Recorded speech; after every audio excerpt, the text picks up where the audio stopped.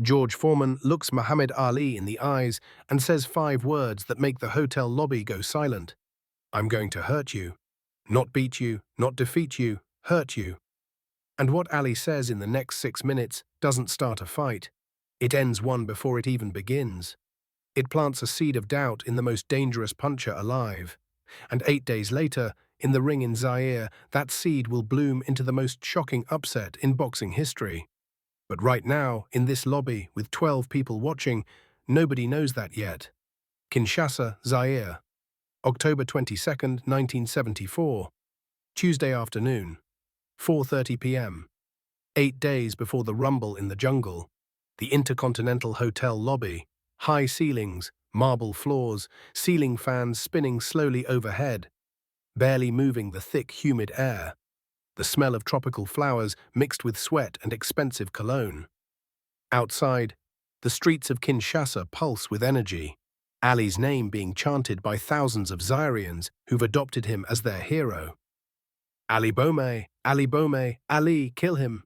But inside this lobby, the energy is different, tense, thick, dangerous.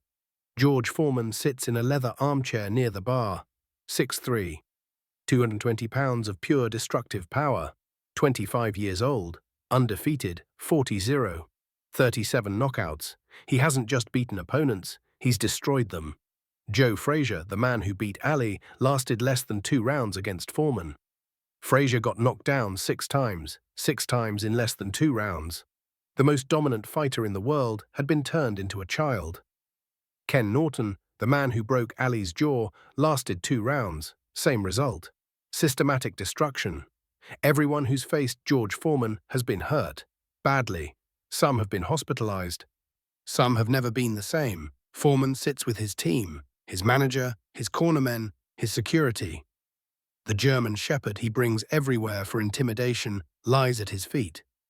The dog weighs 90 pounds. Even the dog looks dangerous.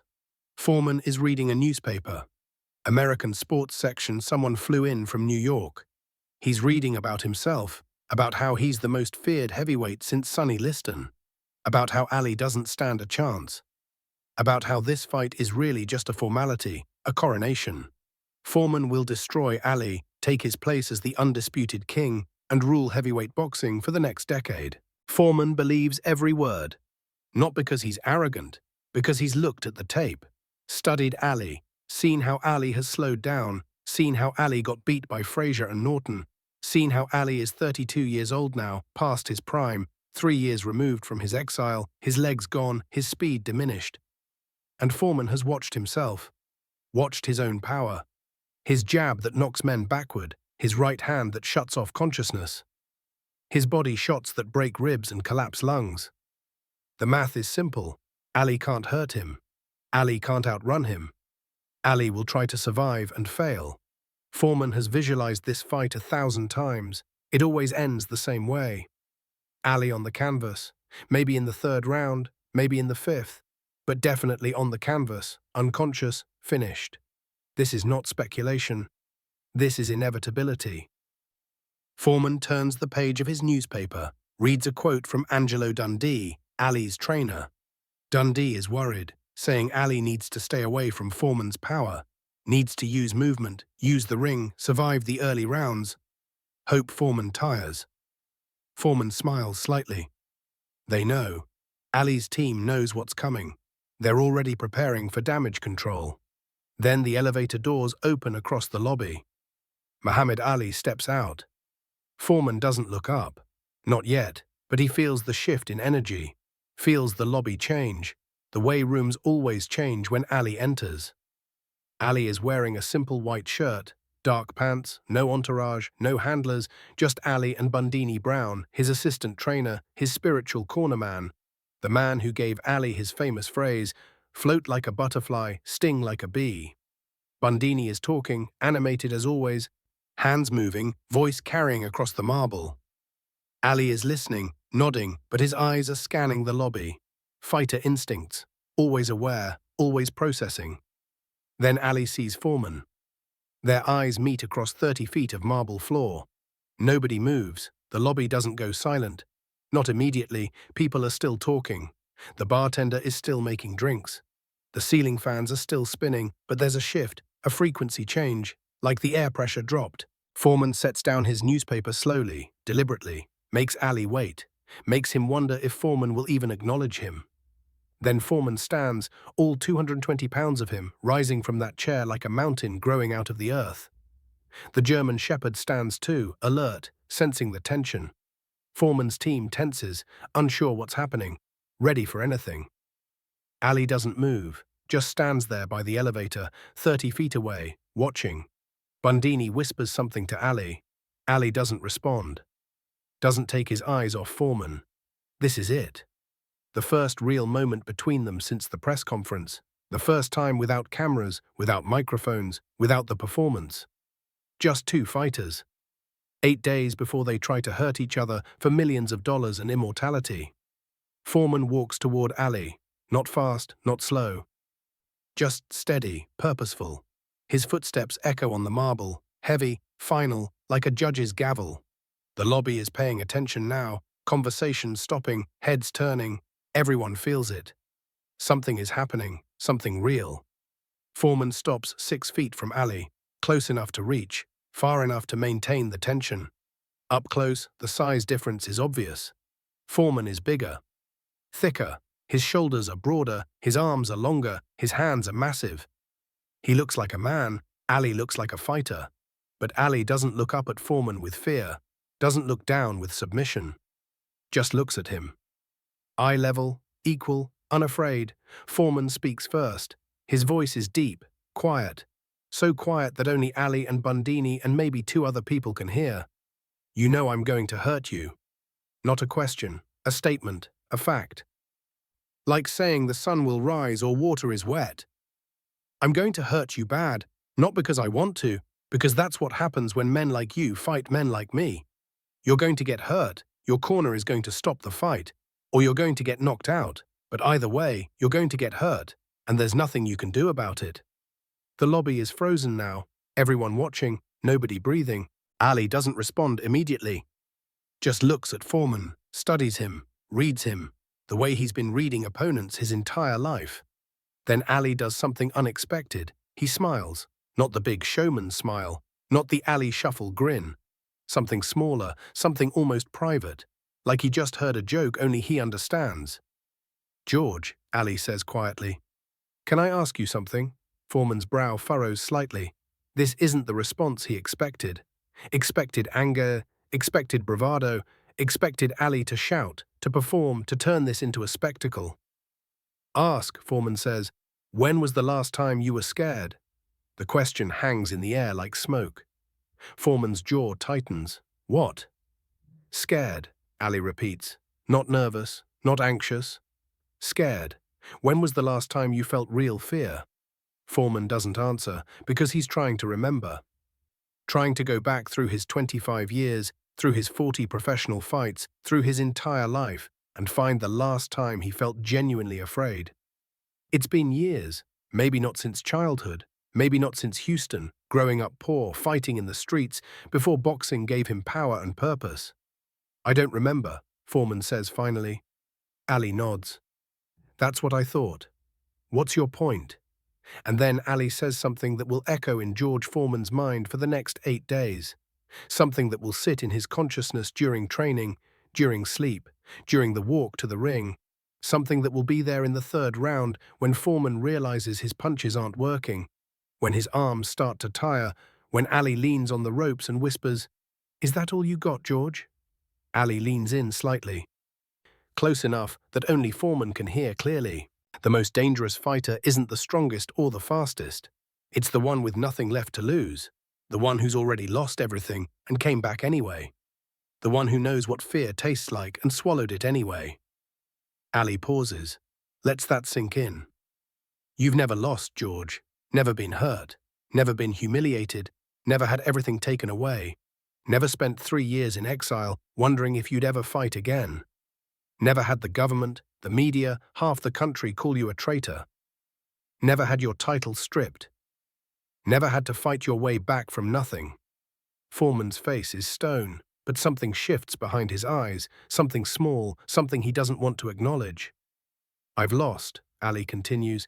I've been beaten, I've been broken, I've tasted blood and humiliation and despair, and I'm still here. Still standing in front of you, still willing to walk into that ring and let you try to hurt me. Ali's voice drops even quieter. So here's my question, George. When you hit me with your best punch, and you will hit me, I know you will, and I'm still standing, still looking at you, still talking, still fighting, what happens then? What happens when the thing you've relied on your entire life doesn't work? When your power, your strength, your intimidation, all of it just isn't enough? Silence. Complete silence. Foreman stares at Ali. His mind is racing because nobody has ever talked to him like this. Nobody has ever questioned his power, his inevitability, his dominance. Have you thought about that, George? Have you prepared for that? For the moment when you realize you can't hurt me enough to make me quit? When you're 6 rounds in, arms heavy, breathing hard, and I'm still there, still moving, still fighting, still believing? Ali takes one step closer. Now they're inches apart. Ali's voice is barely a whisper. That's when fear comes, George. Not before the fight. During it. When everything you believed about yourself gets tested and you don't know if it's true anymore. When you're alone in that ring with your doubt and there's nowhere to hide. Foreman's fists clench unconsciously. I'm not trying to intimidate you, Ali says. I'm trying to prepare you. Because in 8 days, you're going to feel something you haven't felt in a long time. Maybe ever. And when you feel it, remember this conversation. Remember I told you it was coming. Ali steps back. The distance between them returns. You're going to hurt me, Ali says, louder now. Normal volume. The performance returning. You're absolutely right about that. You'll hit me harder than I've ever been hit. But George, I've been hurt before. And I'm still here. The question isn't whether you can hurt me. The question is whether you can make me quit. And the answer to that question, Ali's smile returns, full now. The showman coming back, is no. Then Ali does something that makes the entire lobby gasp. He extends his hand, not aggressively, not mockingly, genuinely. 8 days, Ali says. Let's give them a fight they'll talk about forever.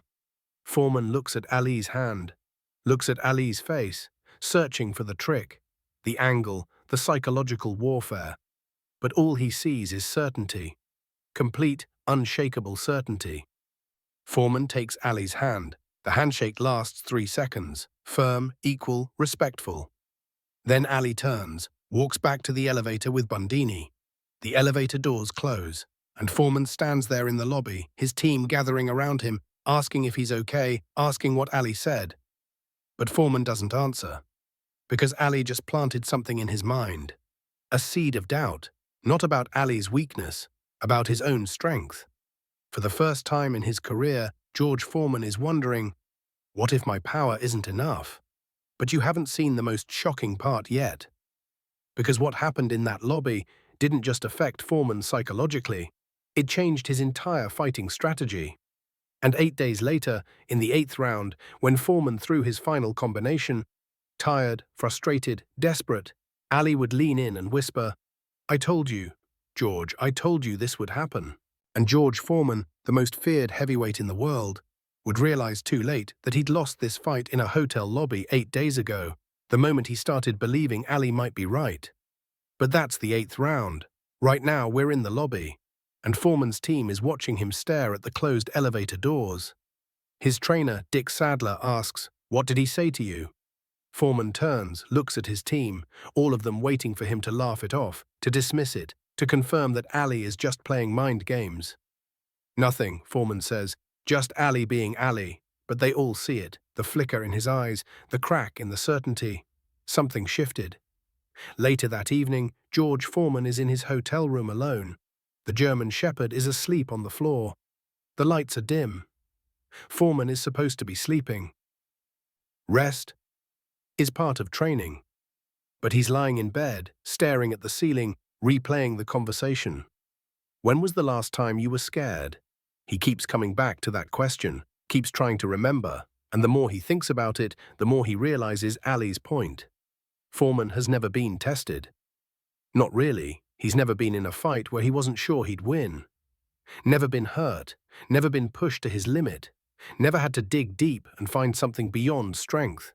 And for the first time, that feels like a weakness instead of a strength. Because Ali has been tested, been broken, been humiliated, and came back. What if that makes him stronger? What if Foreman's undefeated record isn't armor, it's a blind spot? Foreman rolls over, tries to sleep, but Ali's words are still there, echoing. What happens when your power isn't enough? The next morning, Foreman trains differently, harder, more aggressive, trying to exercise the doubt. His sparring partners notice he's hitting harder than usual, not more technical, just harder, like he's trying to prove something. Dick Sadler notices too, pulls Foreman aside after training. What's going on? You're fighting angry. I'm fine. You're not fine. You're different. Since yesterday, since Ali. Foreman wipes the sweat from his face, considers lying, decides not to. He got in my head. That's what Ali does. He talks, don't listen. He asked me when I was last scared. And I couldn't answer, because I couldn't remember. Dick Sadler is silent for a moment. And you think that's a problem? I don't know, maybe. Listen to me, Sadler says. You are the hardest puncher in heavyweight history. You've destroyed everyone. Frazier, Norton. Everyone Ali struggled with, you demolished. You are not the one who should be scared. Ali is the one who should be scared. I know. Do you? Foreman looks at his trainer, wants to say yes, wants to believe it completely. But there's that seed, that small, terrible seed of doubt. I will hurt him, Foreman says. In 8 days, I will hurt him so bad he'll regret this fight. Sadler nods. Damn right. But both men feel it. The shift, the uncertainty. Ali changed something in that lobby. Something fundamental. Over the next 7 days, the doubt grows. Not overtly. Foreman still trains, still looks invincible, still destroys his sparring partners, still walks around Kinshasa like a king waiting for his coronation. But at night, alone, the questions come. What if Ali's right? What if I hit him and he doesn't go down? What if my power isn't enough? Foreman has always been the one who makes opponents doubt themselves, who makes them lie awake, wondering if they'll survive, who plants fear before the first punch is thrown. But now the roles are reversed, and the worst part, Foreman can't talk about it, can't admit it, because admitting doubt is weakness. And weakness is death in boxing, so he carries it alone.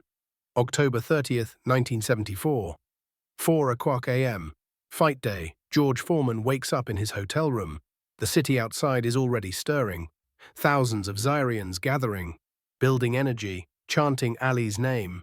Foreman lies in bed, staring at the ceiling again, and realizes something terrible. He's scared, not of pain, not of losing, of something worse, of discovering that everything he believed about himself might not be true. That his power, his strength, his dominance, the foundation of his entire identity, might not be enough against a man who's already lost everything and refuses to quit. This is what Ali did to him, not in the ring, in a lobby, with words. Ali planted a question Foreman can't answer. What happens when the thing you've relied on doesn't work? And in 8 hours, George Foreman will find out. But here's what you don't know yet. That conversation in the lobby, it wasn't spontaneous. Ali planned it, studied Foreman for months, knew exactly what to say, knew that Foreman's greatest strength, his invincibility, was also his greatest vulnerability. Because a man who's never been broken doesn't know how to handle breaking. And when Foreman walked into that ring in Kinshasa, he wasn't just fighting Muhammad Ali, he was fighting the seed of doubt Ali planted 8 days earlier. A seed that would bloom in the 8th round when Foreman, exhausted and desperate, threw his final combination and missed. And Ali countered with 5 punches in 3 seconds. And George Foreman, the most feared heavyweight in the world, fell. Not just to the canvas, but into the truth Ali warned him about.